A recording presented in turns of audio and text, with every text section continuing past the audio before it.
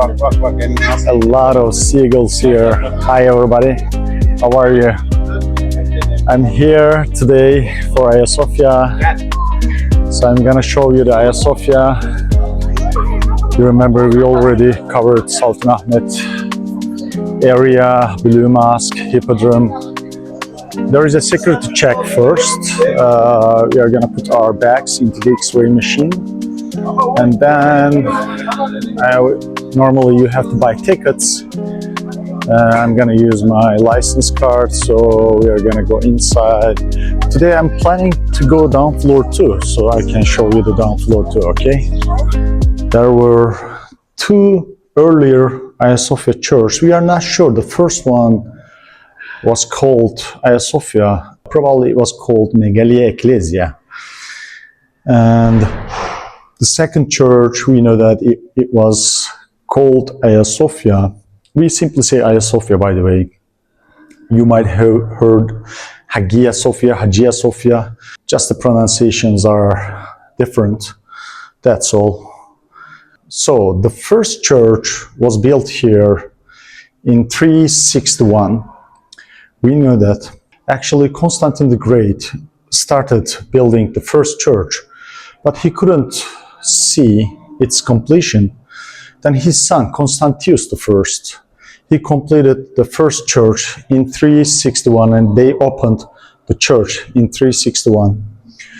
And as I mentioned, it was called Megalia Ecclesia. It was a small church, not like this. And during a riot, an uprising in the city, it was destroyed. So we need to talk about the John the Chrysostom.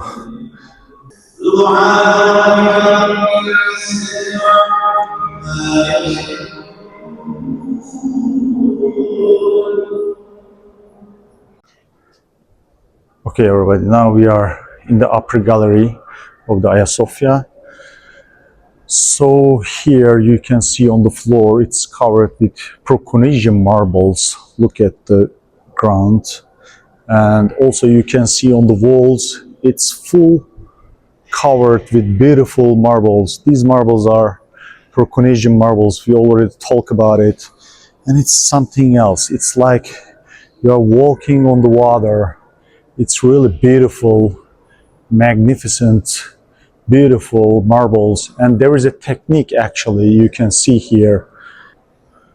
Okay, everybody, you can see these marbles, and they cut the marbles into 2 centimeters or 3 centimeters thickness.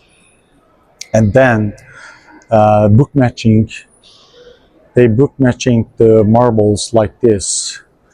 You can see these beautiful designs. They are all natural patterns, natural designs actually. And then you put them symmetrically, and when you frame it, they look like beautiful paintings. You can see over there too. Okay, we have to talk about the John the Chrysostom, because he was at the center of the first riot, first conflict. He was the Archbishop of the Constantinople.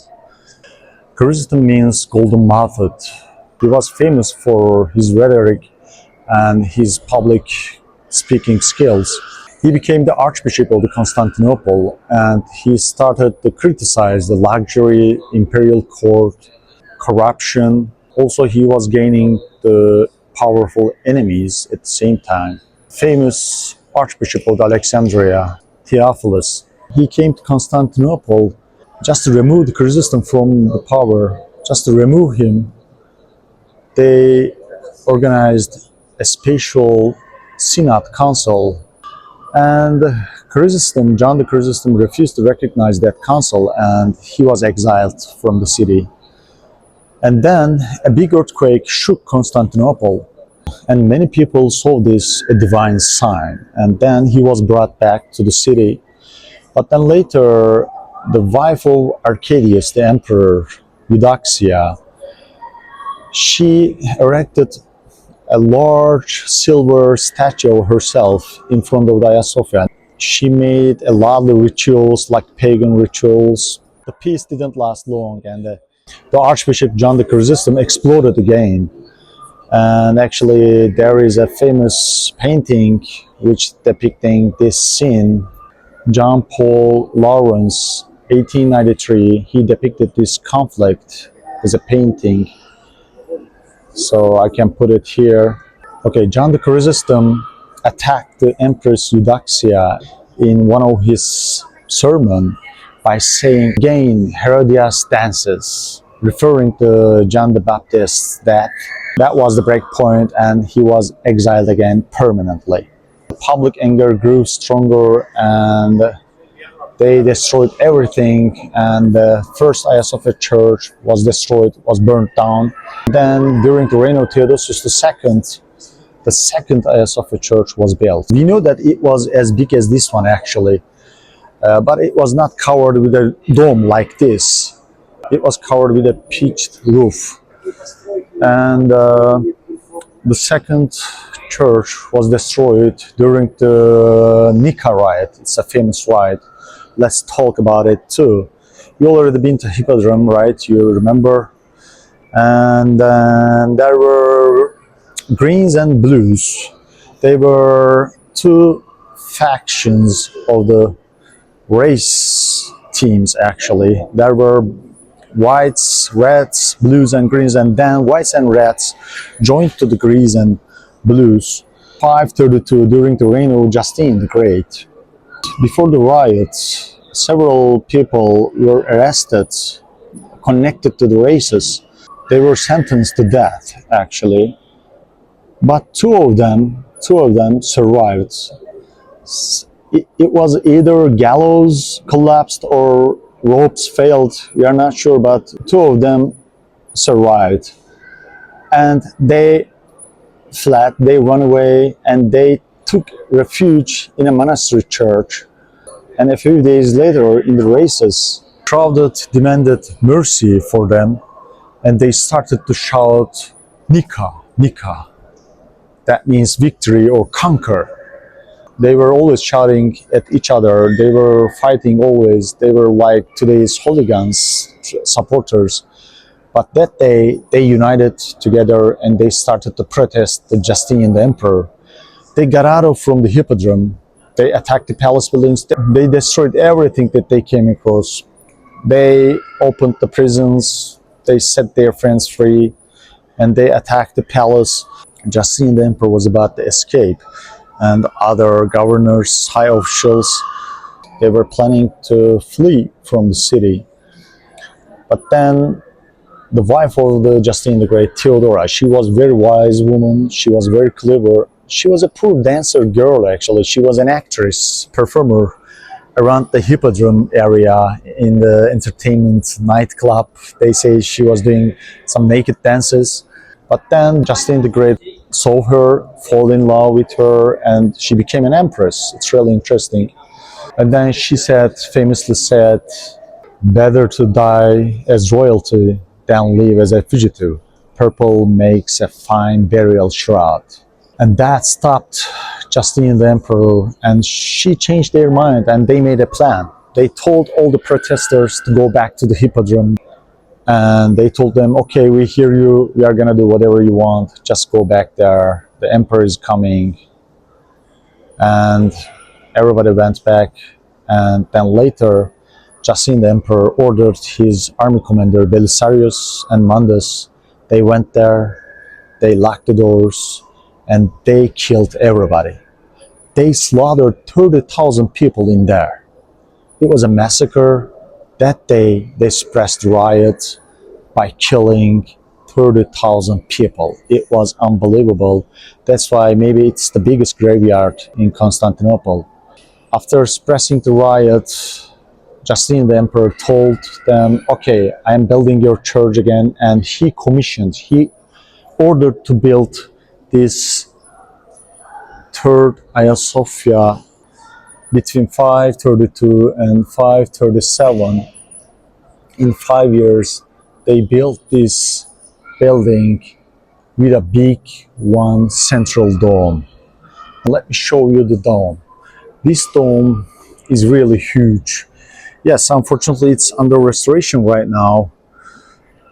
but I'm not sure how long it's gonna take. Maybe they say 1 generation. It's gonna take long time. So outside and inside, dome is under restoration right now. Let me go here again, and wow, look at this. What a divine light is entering to the Hagia Sophia right now. There is a picture actually inside the dome. You can see this dome is almost 32 meters in diameter, and from ground to the top it's almost 56 meters. I'm gonna show you the pictures I took before.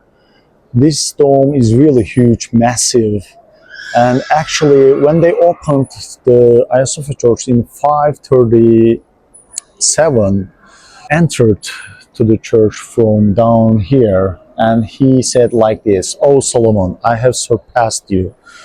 That means he was referring to the great temple, of course. This is the first monumental dome which was placed over a rectangular building. I know if you go to the Rome, you can see the Pantheon. It is almost 42 meters in diameter, but it is covering a circular building. This is a rectangular building. Look at this. This is not a circular building. That's why to cover a rectangular building with a round-based dome like this, it's impossible. Actually, they made some buildings like this, but less than 10 meters in diameter, small buildings, civil buildings like bathhouses. But in architectural history, for the first time, the Isidorus, who was the architect, also another mathematician, Anthemius, they came from the Ephesus region, and they built this in 6th century AD. This building is 1,500 years old, everybody. 1,500 years old. 1,500 years old. Can you believe it? 20 years later, after opening the church, actually, a big earthquake occurred and the middle section of the dome collapsed. And then later they called the architect back, but he had already died. And his nephew, we don't even know his name, Isidorus the Younger, the nephew of Isidorus, came here and he rebuilt the dome again. And he made it a little bit higher than previous one actually. This is not a circular building, this is a rectangular building, and to cover a rectangular building with one gigantic dome like this, it's almost impossible, but they used pendentives. Let me show you the pendentives here. Here you can see the pendentives. Here, look at there. Thanks to these gigantic spherical triangles, it was possible to build this huge, massive dome to place over a rectangular building. And also you can see the half domes here. There is one half dome here, and there is another half dome here in the west side of the building. And actually the south ahead of us, there is no half dome, and above us here, the northern side of the building, there is not a half dome. There are only two half domes, east and west, and there is no half dome in the south and north. That is actually, you can say, a mistake or a flaw.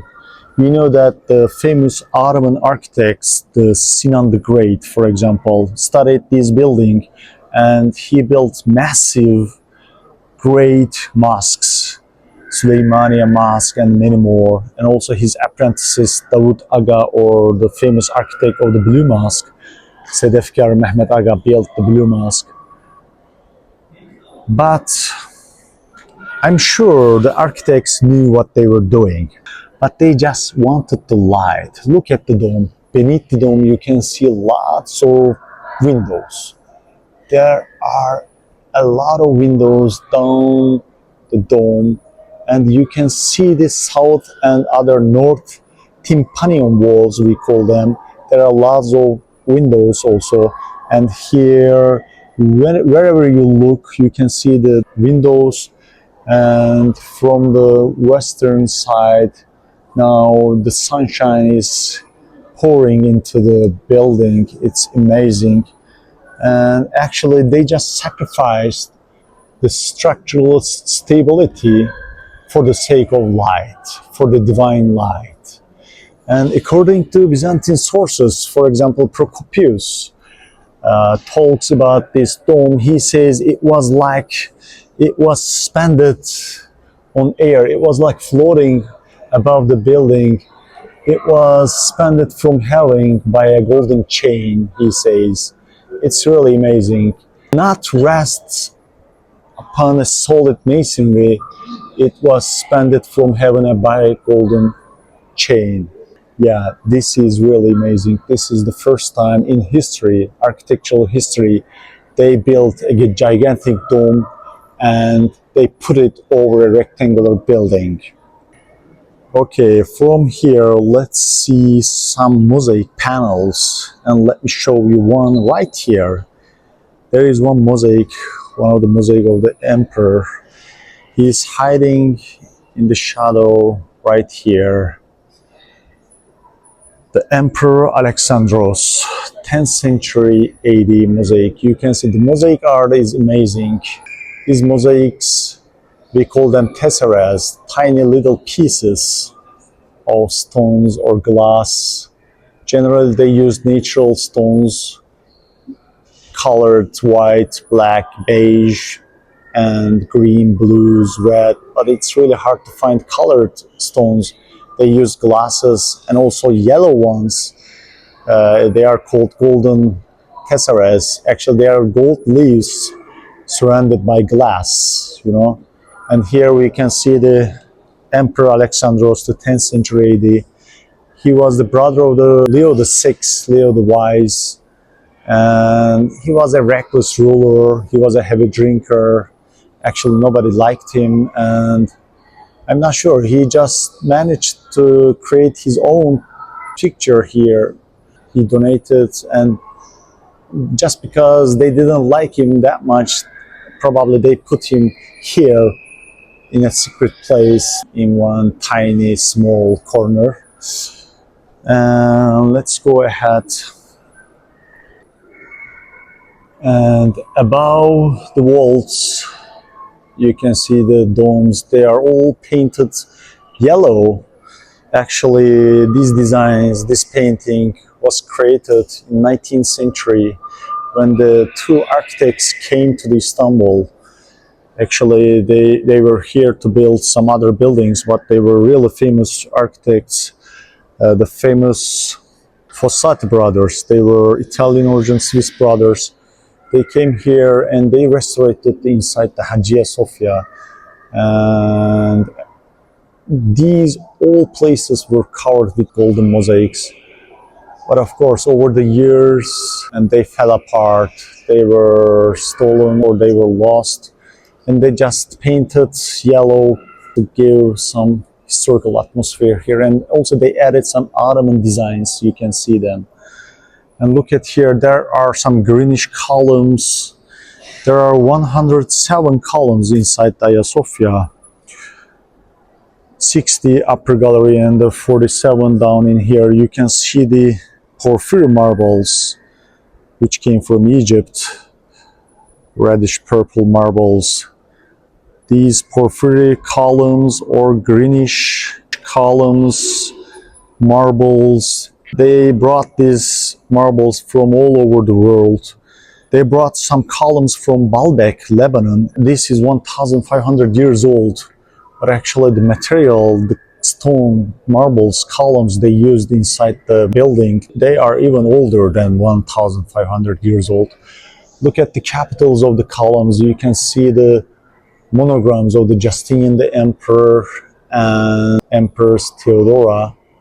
And these columns are still here seen. Yeah, it's unbelievable. So now we are going to the western part. This is the upper gallery, the imperial. Down here on the ground you can see a circular green marble, and probably empresses were standing right here, and they were watching the old ceremonial rituals down in here. And of course it is a mosque right now. In 2020 it was converted into mosque again, so down floor tourists are not allowed to go, only Muslim going down floor to pray. But the upper gallery is open for everybody, and the upper gallery we can say the museum side. So we are now at the upper gallery, and of course this is the eastern part of the building, so you can see the apse ahead of us down in there.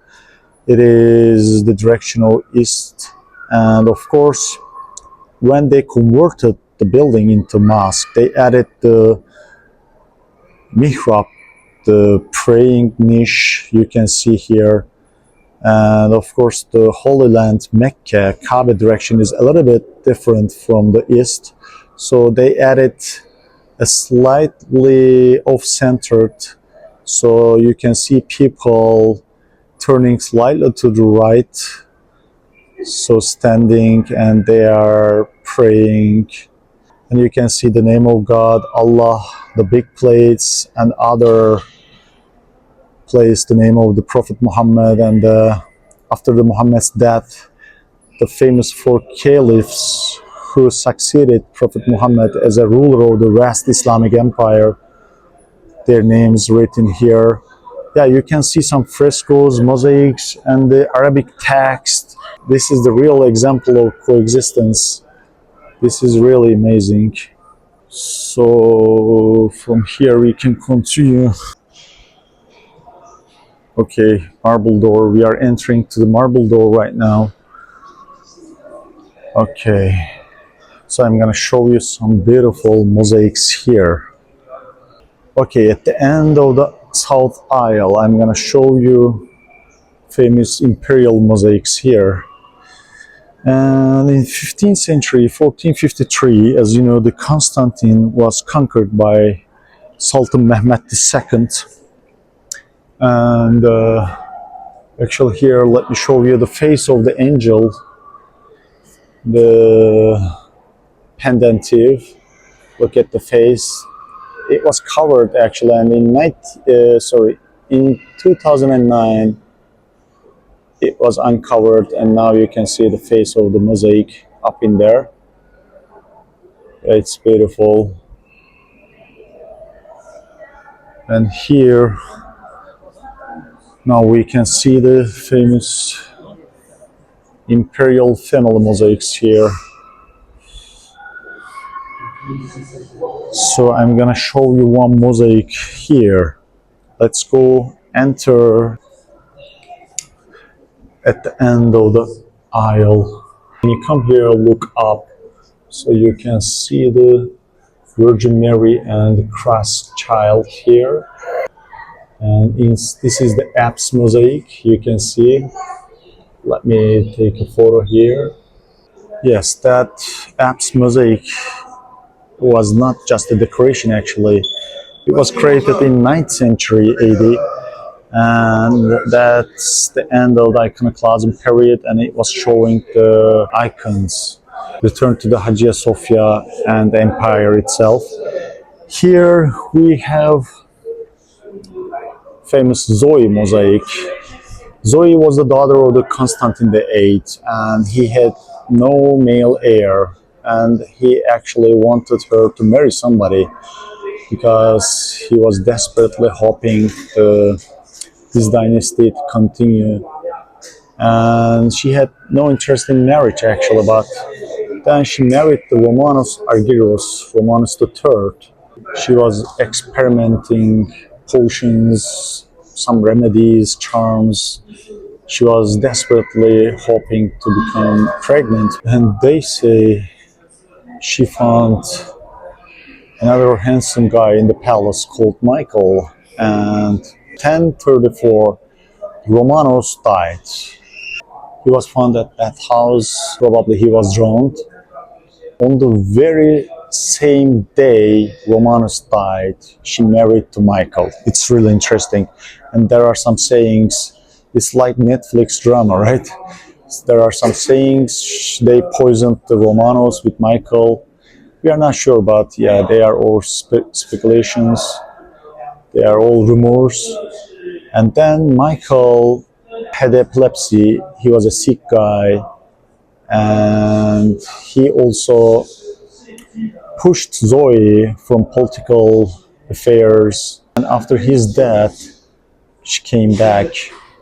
And then John the Orphanatrophos, who was the brother of the Michael IV, he told Zoe he has another Michael, and he convinced her to adopt his nephew Michael, and she adopted Michael, and Michael V becomes the emperor, and he also locked her up, and then the uprising started in town because the whole people saw Zoe as the legitimate heir, and then she came back. She found one guy of her former lovers. She married the Constantine the Monomachos. You can see here Constantine the Knight. And there is a saying, every time she changed the husband, they needed to change the face of the mosaic here. It looks really, it was carved before, but we are not sure. Generally, you can see the head of the Jesus also was changed. Probably they made a restoration or something. Yeah, this is the mosaic of the Zoe family. And here we have another mosaic panel.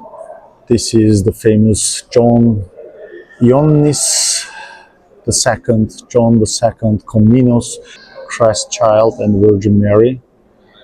And here you can see also their son Alexios and his wife Proshka. She was a Hungarian princess. She came to Constantinople and she got the new name Irene, meaning peace. And she became a saint in Greek Orthodox world. They also, we know that they commissioned the Pantocrator Church, the Zarek Mosque today. You can see they are holding money bags and some documents, empress. That means they donated money, they gave gifts, and they were honored forever here. Yeah, these are beautiful. And the Sultan Mehmed II came to the Hagia Sophia first. After he entered to the Constantinople, he told his soldier to plunder the city, but he told them, you cannot touch this building. This is mine. And he came here, and him and the other sultans of the Ottoman Empire, they ordered to cover these beautiful mosaics. They were just whitewashed or they were covered with curtains. And in 19th century, the Fossati brothers restored these beautiful mosaics, and thanks to them, thanks to the sultans, today we can still see these beautiful mosaics here. Okay, from here, now I'm gonna take you to the one of the most masterpieces of the Hagia Sophia, great mosaic. And here on the way, there is a tomb marker sign down here on the ground, and it says Henricus Dandolo. As you know, Dandolo was one of the leaders of the Fourth Crusade. He came here, he and his friends looted the city. It's really ironic because we are not sure if this is really the tomb of the Henricus Dandolo. Probably in 19th century, after the restoration, Fossati brothers found the lid or found the marker of his tomb, and they put it here. He was one of the most hated names for the destruction of Constantinople, but he was memorialized here in the Hagia Sophia. It's really interesting. This is the best one. If you compare to other or earlier mosaic panels, they used little tiny pieces of tesseras to make this one, and it is something else. Look at this. This is the famous daisy scene. Unbelievable. You can see there is a little picture down in here on the right bottom.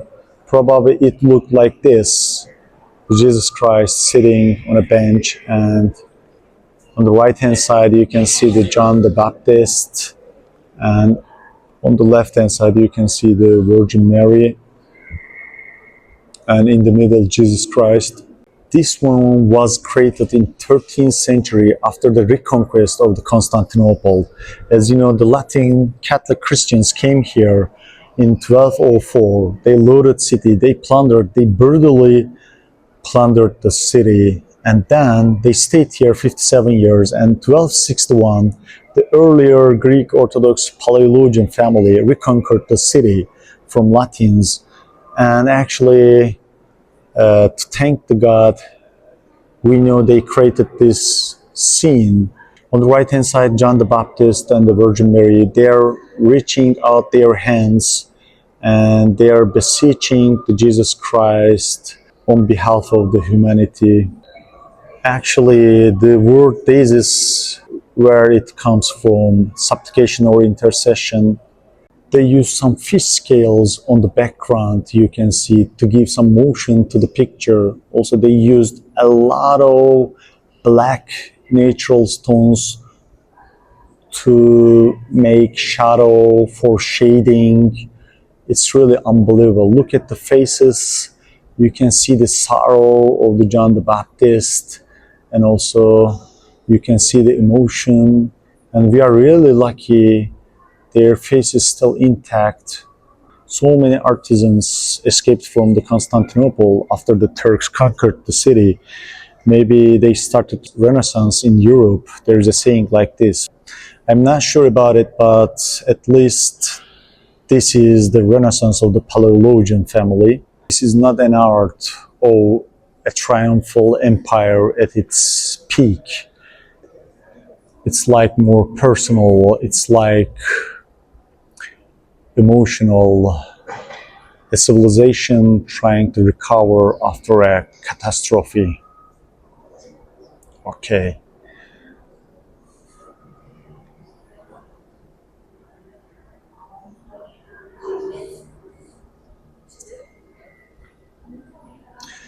We are going back, we are going out from the marble door and we are going down. So I'm gonna try to enter down floor now. So after one more last mosaic, I'm gonna show you the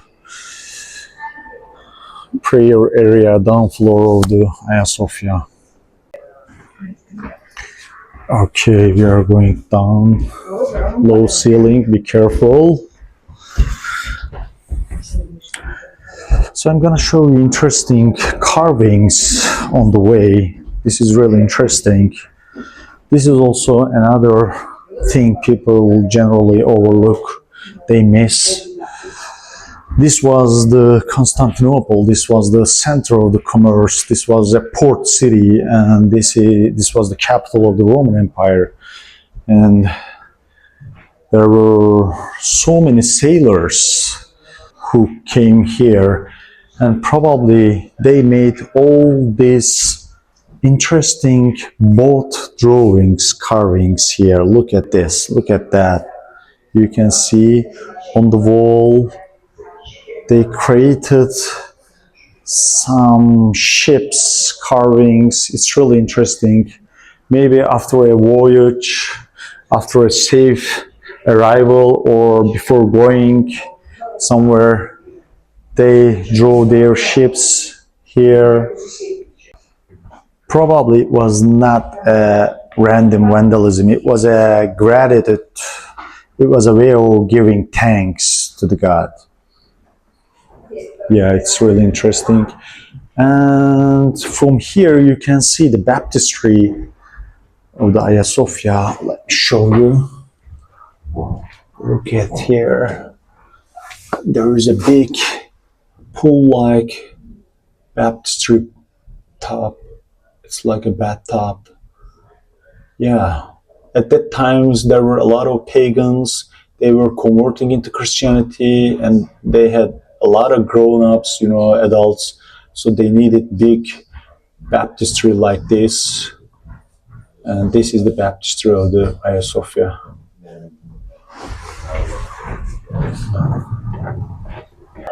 Okay, so from here we are going out, and one last mosaic I'm gonna show you here.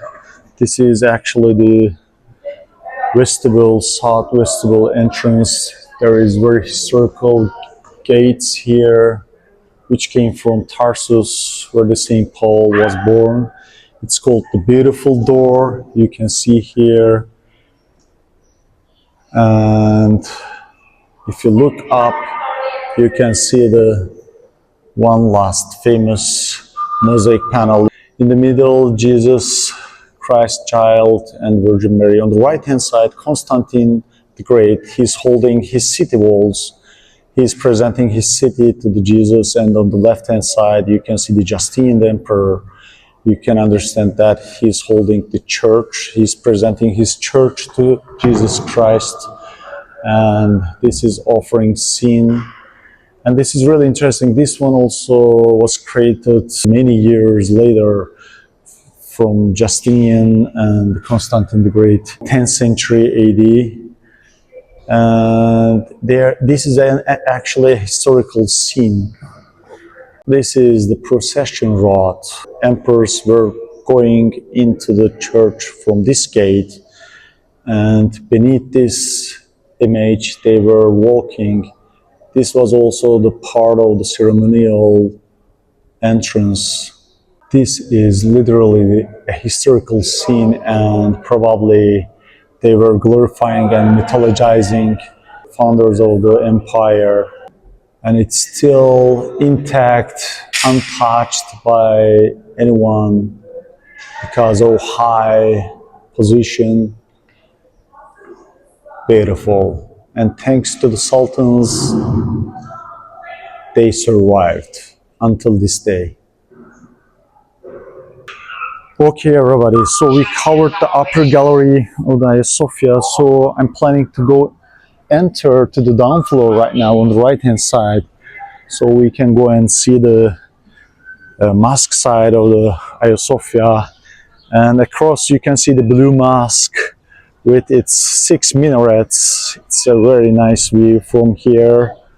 Beautiful. On the left hand side you can see the tombs of the sultans. We have 5 Ottoman sultans buried in the courtyard of the Hagia Sophia. And from here we are going to the down floor of Hagia Sophia. Let's go. Okay, we just came out from the upper gallery. Now I'm taking you to the down floor. Okay, we have another security check here.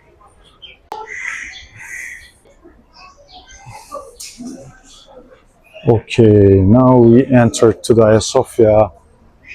So here, okay, let me show you this famous column. Actually, we are not sure if this is the column of the Empress Eudoxia.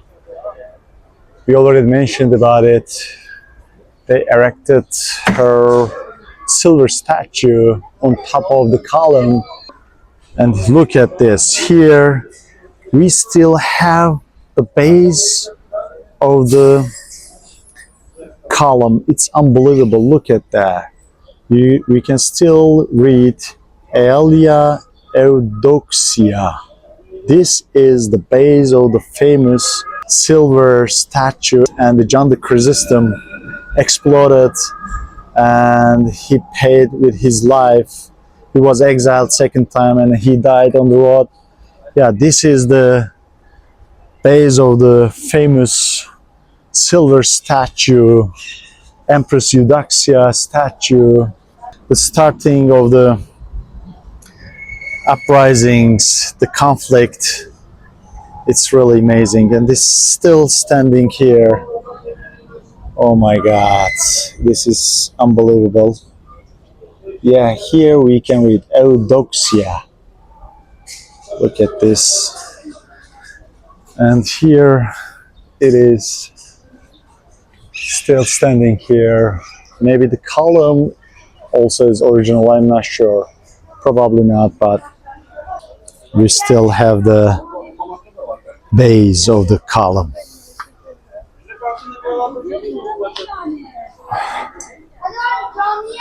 Okay, it's been a long time for me too, and I haven't been here for years maybe because I'm always taking my groups up the gallery. Yeah, okay, now. So here, I'm not sure if still seen, so I can show you the remnants of the second Hagia Sophia church, which was built during the reign of Theodosius II, and it was collapsed, destroyed, burnt down. And the first church was here, but as I told you, it was a little church, and it was carved a wooden roof probably, and nothing's left from the first one. But here you can see the second Hagia Sophia church remnants. Look at the reliefs of the ships here. Yeah, probably it was as big as the third one. This is the entrance of the second Hagia Sophia church. Oh, they covered here. This is another different angle for you. You can see the buttresses, flying buttresses. We forgot to mention about them. Dome is really heavy. Dome is distributing its weight evenly to everywhere. And just because of lack of the half domes in the south and north, actually south and north walls were going outward over the times, and then wow, they needed to make a lot of buttresses from outside. Look at here, you can see the Abdülmecit's monogram here, sign. I already mentioned about the Fossati brothers. You remember, they came here, they made their restorations in the 19th century, and they used some leftovers of the mosaics, and they made this beautiful signature of the Sultan Abdülmecit using these mosaics that fell apart during the restorations. It's really nice. Okay, so from here we're gonna go in. Oh, this is beautiful. This is actually the outer narthex, and I'm gonna take you to the inner narthex. Look at that, beautiful, beautiful. Look at this, beautiful, beautiful. Wow. This is the inner narthex, and it's still covered with beautiful golden tesseras. Look at the inside of the walls.